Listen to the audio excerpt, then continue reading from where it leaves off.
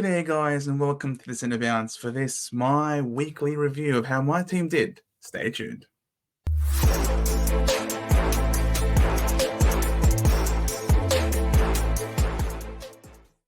Yes guys, another week has come. It was gather round and mate, gather around my team because we did okay. We did pretty good. We scored 22, 88, nice double digit.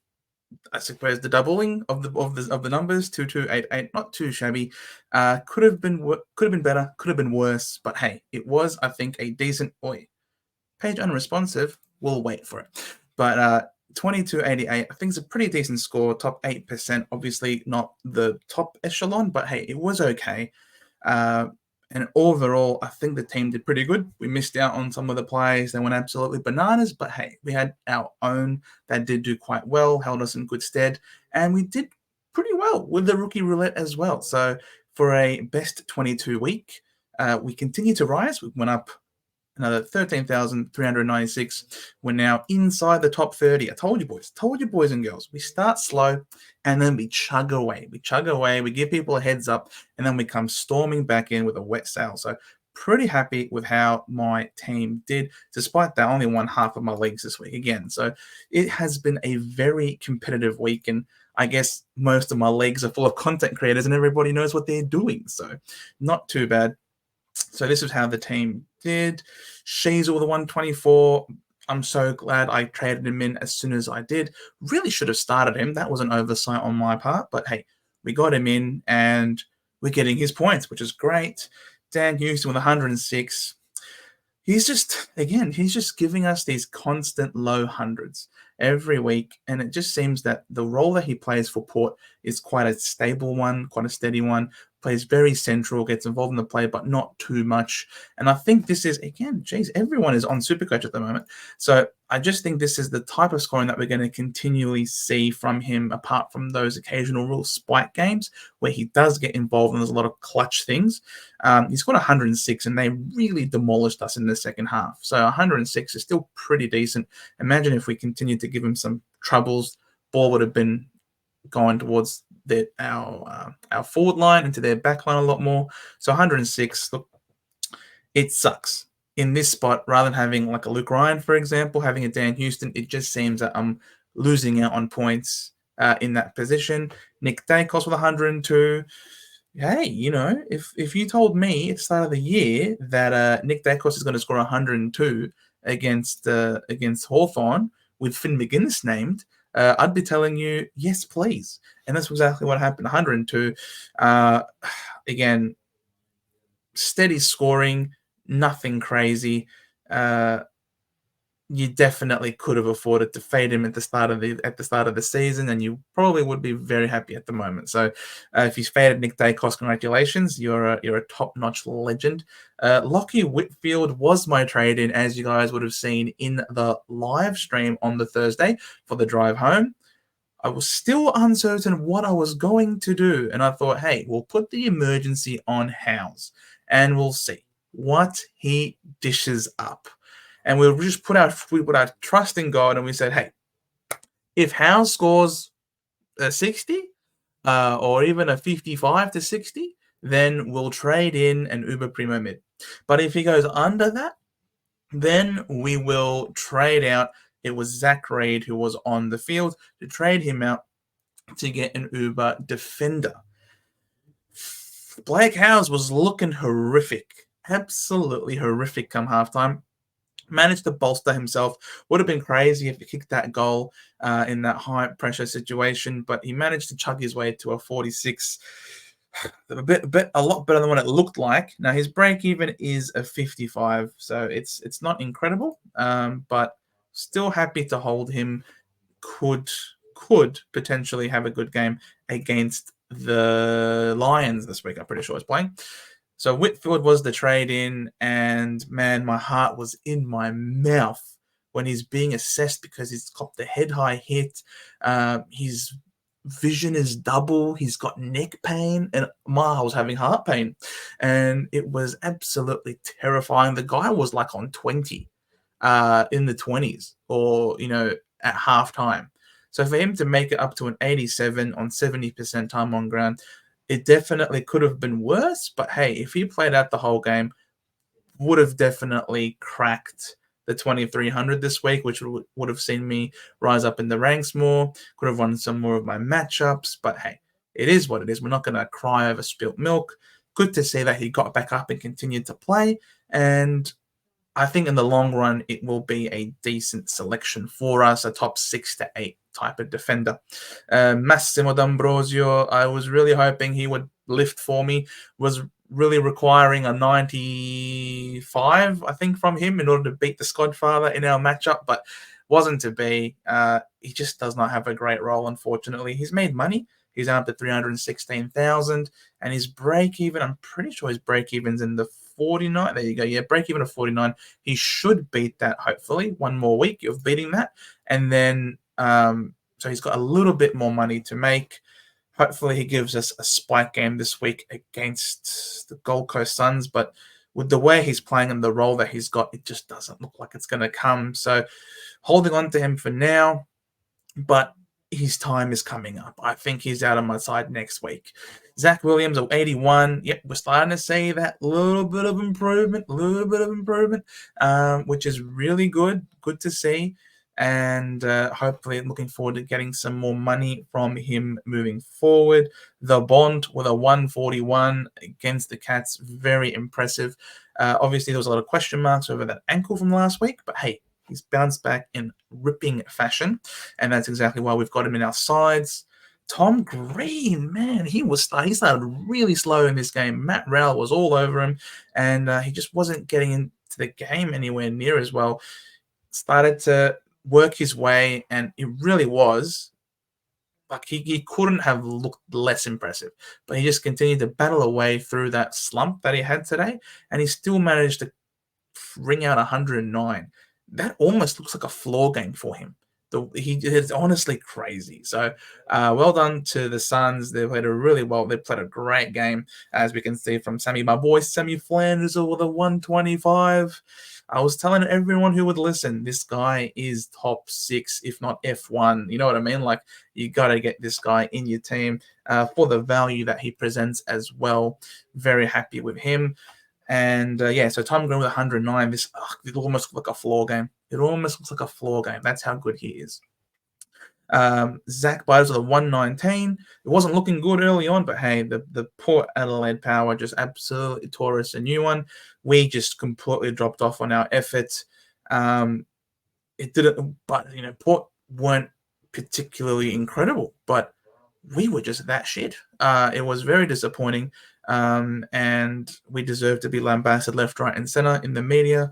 And obviously, the Essendon edge, getting, if we all fell off the edge of a cliff, etc., absolutely deserved criticism, deserved mockery, and really hope that we get a strong bounce back this week. Unfortunately, up against the Dogs, and we are their bunny team, unfortunately. Sarong with a 94, anticipated that he would cop some George Hewitt treatment, and the Blues have shown that they're a really tough midfield to score against. We saw obviously with Powell the week before, really struggled against them. And so Sarong eking out a 94 is quite impressive given tough circumstances. I like it. And I don't think Fife is going to be playing as good as he did in that game every single week. So look, Sarong a 94, not complaining about that.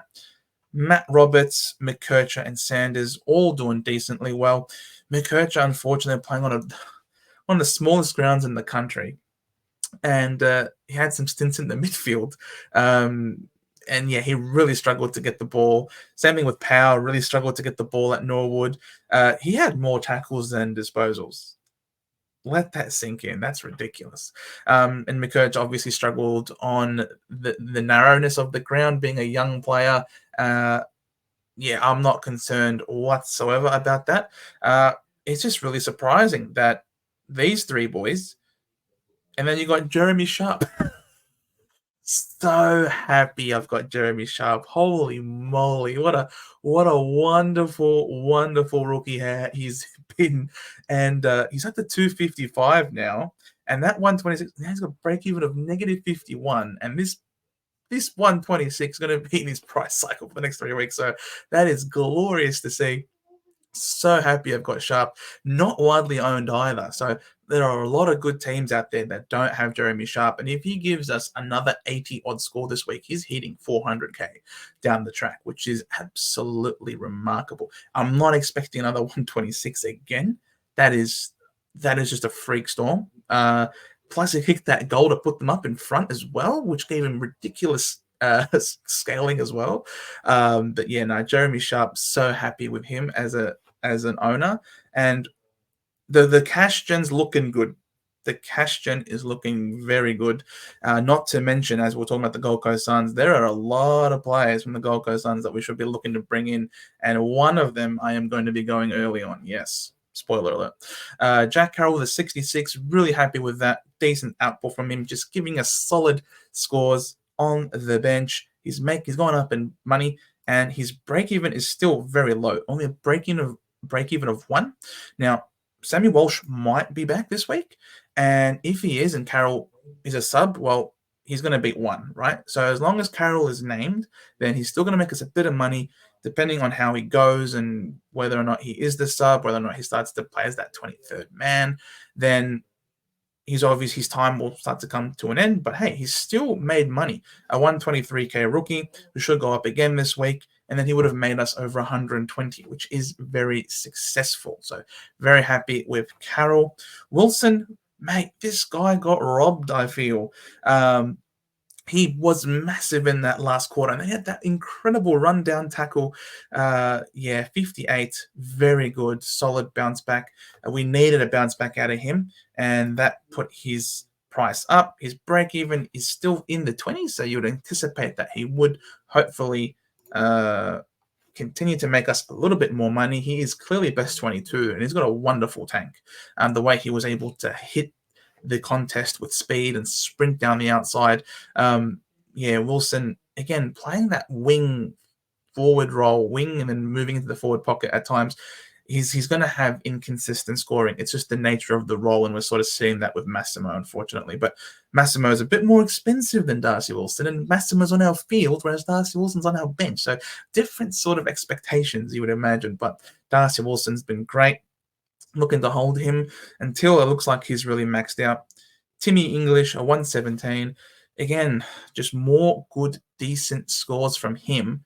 Sam Darcy has well and truly cut into this guy's ceiling. His floor is still wonderful, a wonderful floor, but the ceiling is gone. And had we known that Sam Darcy was going to be eating into English this much going into the season, it's a lot to pay. It was a lot to pay, and we're feeling it, especially when Maxi Gorn is popping off like crazy, and I won't be able to one down, one up to get Max Gorn in.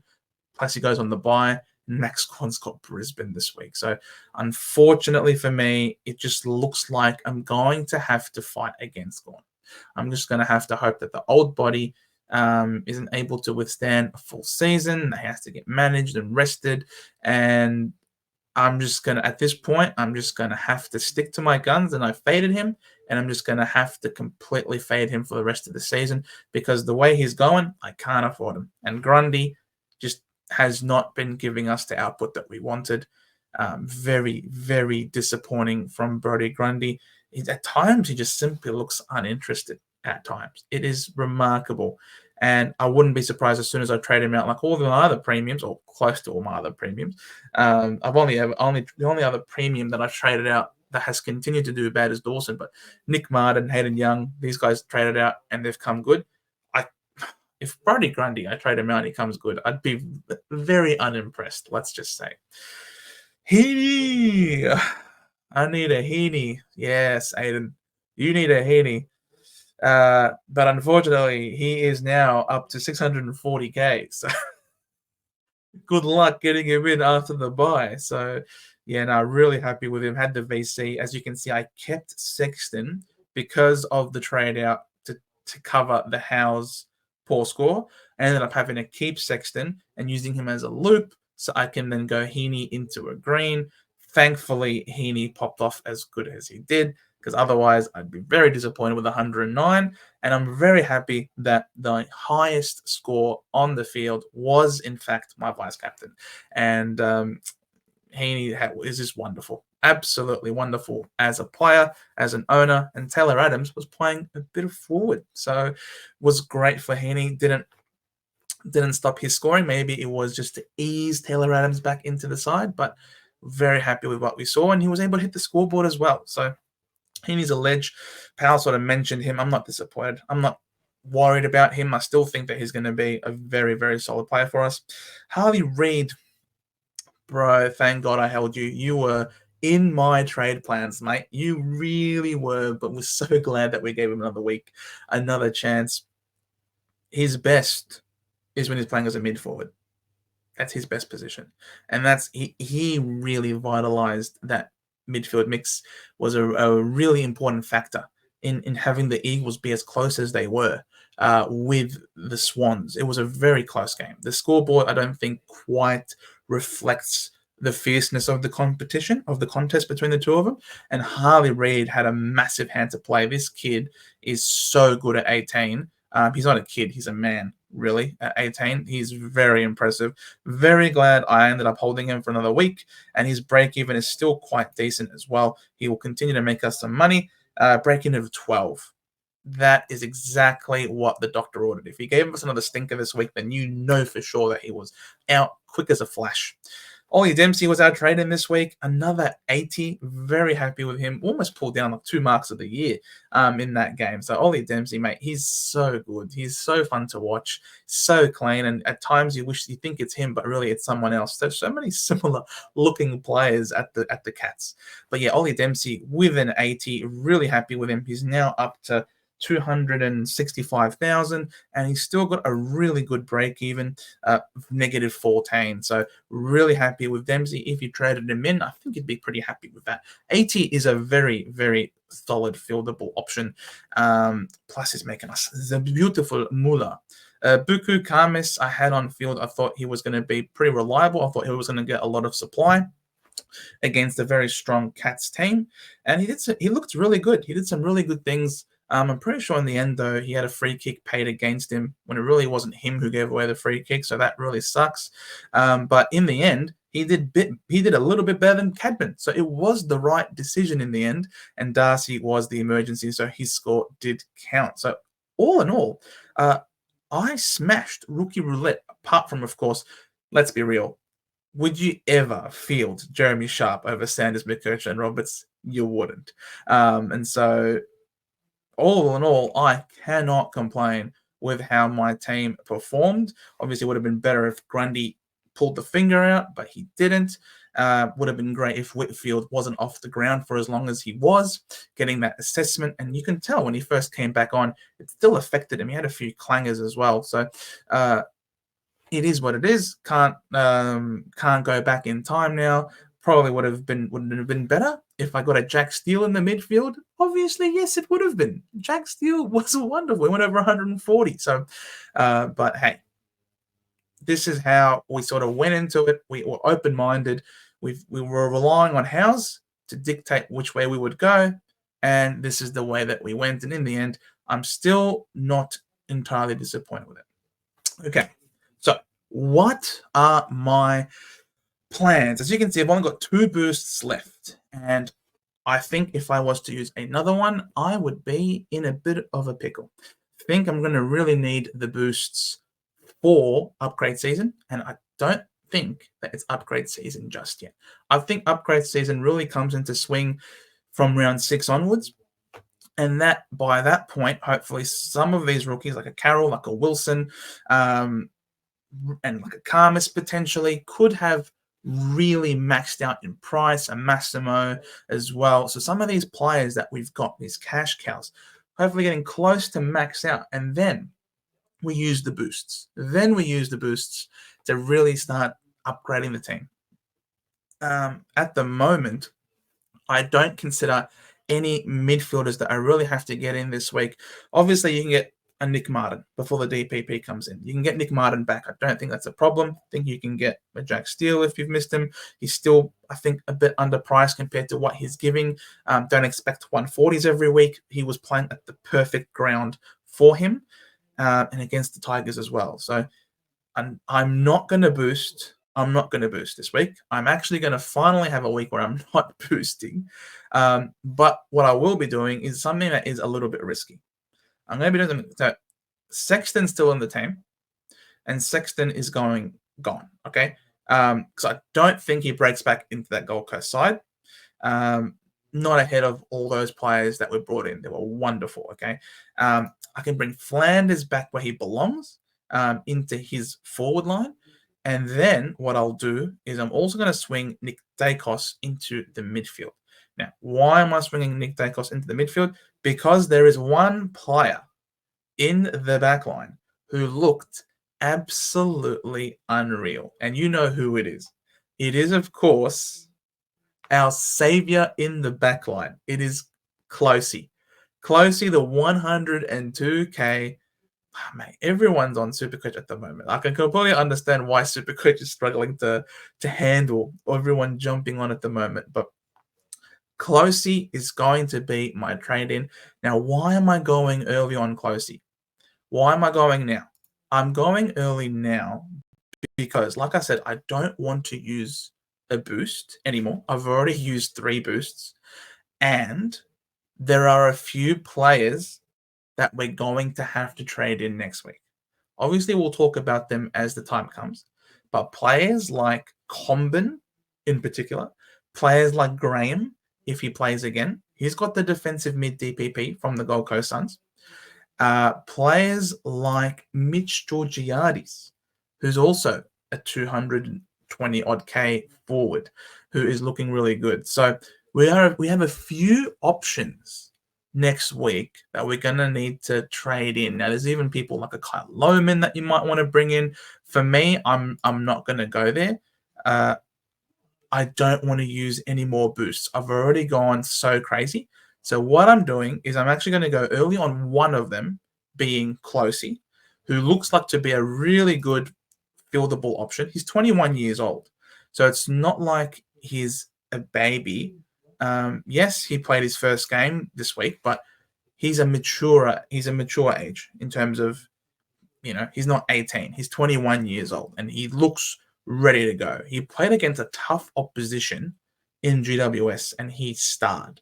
So really happy. I'm willing to take the risk. Willing to take the risk with getting Closey in. And my God, Supercoach is really, really dying at the moment. It really is dying. This is tough.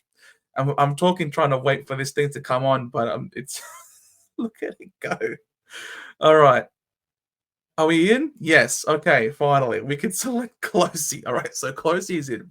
And he was someone that I actually already had my eye on before this week as someone who is very highly rated, highly touted, and I was pretty confident was going to be a good selection. So I sort of spoke him up, and you can check in in the comments section when I was talking about a rookie. I was thinking, hope it was going to be Warner.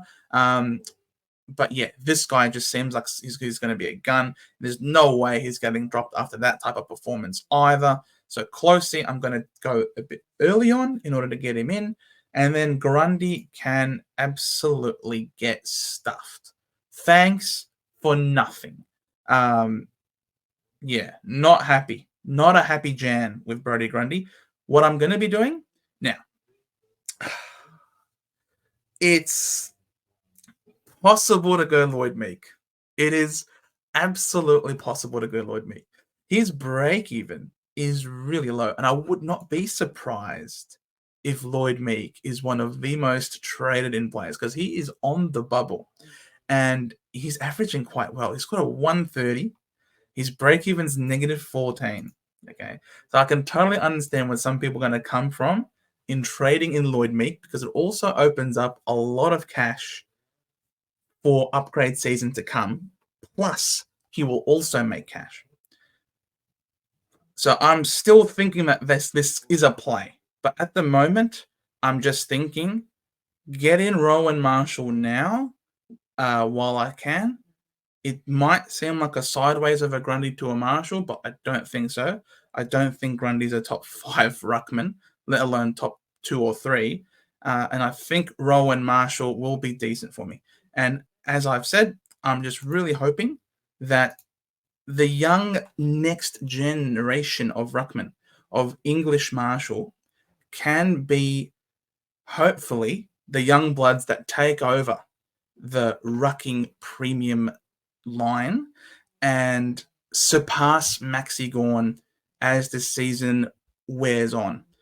Definitely playing a long waiting game, a long picture game, and I don't want to use another boost in order to try and fit Max Gorn in, who's going to have the bye next week. So that's it. I've sort of made my decision at this point that I'm looking to fade him. Yes, Max Gorn is probably going to torch me this week. He's got the Lions, and he went like 200 on the Lions last year. So really hoping that the Big O can give us a great showing against Maxi Gorn this week. But he's the best ruckman in the comp. It is what it is. You can't. It's hard to bet against Max Gorn, but I'm taking the hard route here, and I'm going to save my boosts and use my boosts during upgrade season. I've got great cash gen. I think Howe's played better than a 46 show, especially towards the end of the game. He did some incredible things.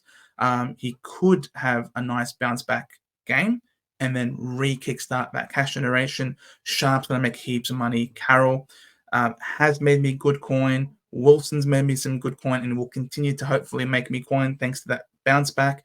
Cadman's flying. Darcy's flying. Karmas is flying. Dempsey's flying. So I've got a lot of great cash gen players that I'm going to have to trade out eventually. I think if I trade in Meek, he's another cash gen type of player, but these cash gen players have to be traded out eventually.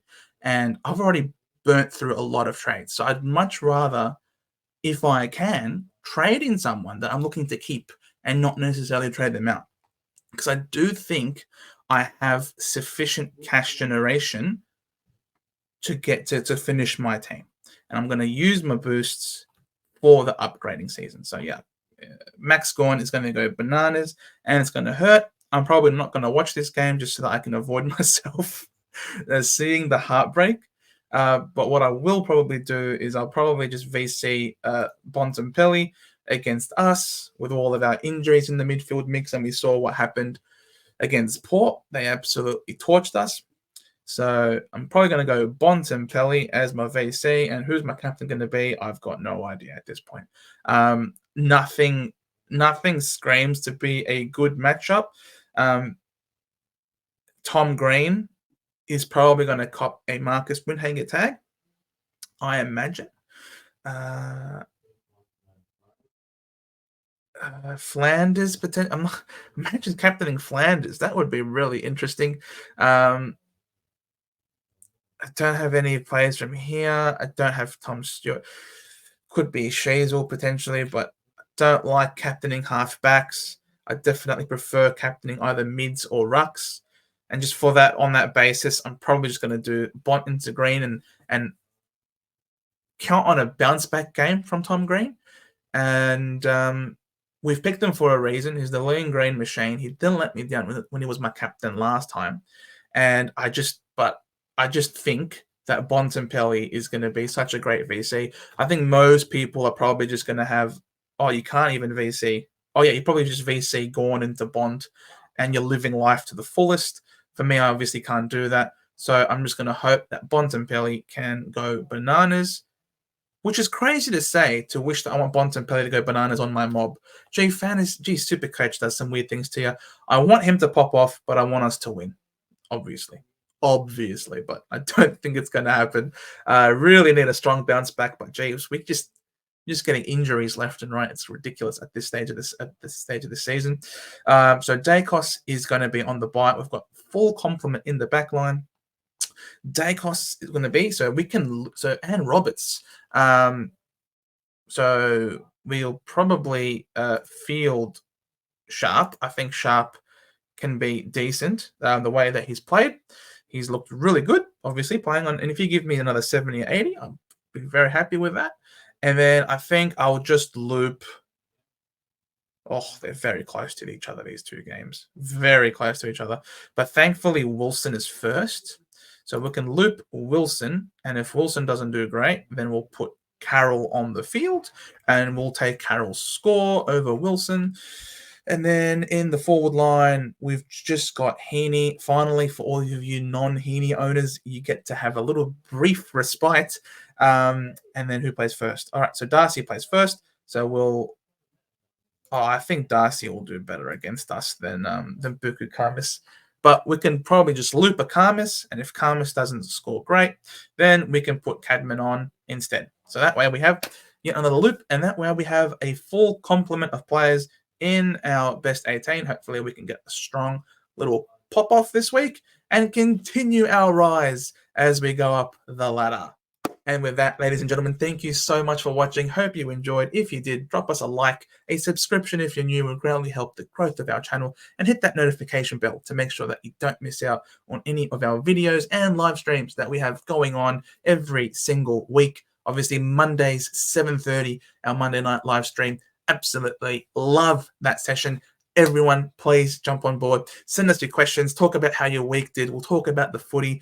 Absolute ripping time. And then our other live stream, of course, is on Thursdays at 5:30 for the drive home, where, again, absolutely love your viewership. We had over 140 on last Thursday. The banter, the backwards and forwards, it is absolutely popping off at the moment. And it's all thanks to you guys. So please head on over, join us, hit that notification bell. And remember, guys, here at the Centre Bounce, we do the hard work so that you guys don't have.